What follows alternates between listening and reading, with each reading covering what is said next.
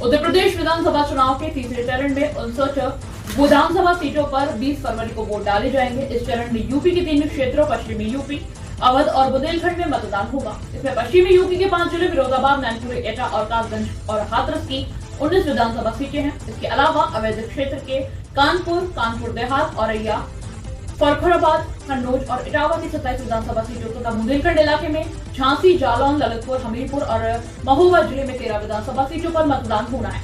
Samajwadi party के अध्यक्ष अखिलेश यादव के लिए ये चरण सबसे महत्वपूर्ण माना जा रहा है, जो सत्ता में उनकी वापसी का रास्ता साफ कर सकता है।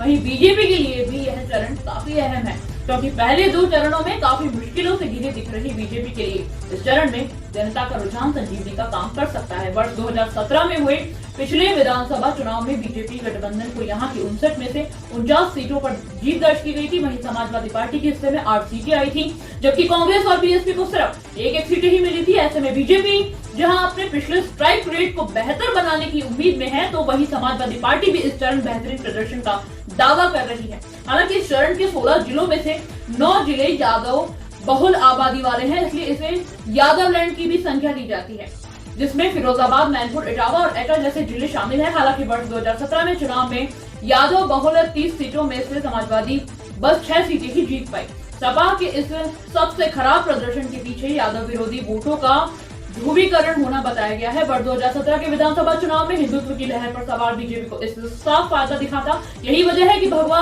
दल इस बार भी मुसलमान और दंगे जैसे शब्दों को जोर शोर से उछाल रही है। इसके अलावा हाल ही के दिनों में हिजाब को लेकर भी शोर हो रहा है। वहीं यादव बहु इलाकों में साधने के लिए बीजेपी पर्यावरण मुद्दों को भी जोर शोर से उठा रही है। वहीं अखिलेश हाथरस में दलित युवती के बलात्कार के बाद मौत और फिर उसके बाद प्रशासनिक मशीनरी की कथित दुर्व्यवहार का मुद्दा और जोर शोर से उठा रहे हैं। इसके अलावा इसी चरण में कानपुर में भी वोटिंग है और इसके लिए अखिलेश की पार्टी विक्रु कांडिया कहें कि विकास दुबे के पुलिस